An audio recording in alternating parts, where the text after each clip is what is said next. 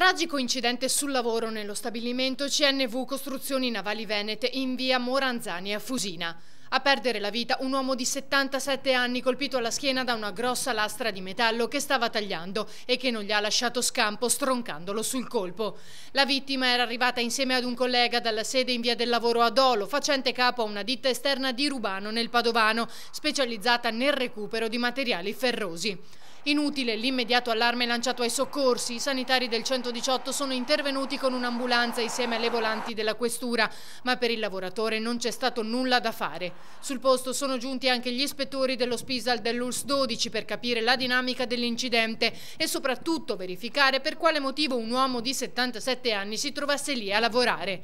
Da una prima ricostruzione i due operai erano intenti a smantellare un pontone all'interno dello stabilimento. Il 77enne si stava occupando del taglio della lastra, mentre l'altro manovrava le macchine operatrici. Ad un certo punto si è sentito un botto, che però in queste fasi delle operazioni non è così anomalo. L'allarme è scattato nel momento in cui l'anziano non è più stato visibile sul luogo dei lavori. Il collega è quindi andato a controllare e ha scoperto cos'era successo. Non ci sarebbero dunque testimoni oculari presenti al momento dell'incidente.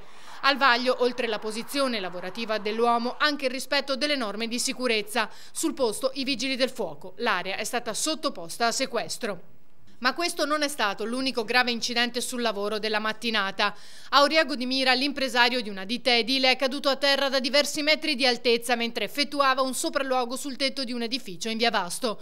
Sul posto è intervenuto il 118 che ha chiesto l'intervento dell'elicottero. Viste le condizioni del ferito è stato trasportato d'urgenza all'ospedale di Mestre.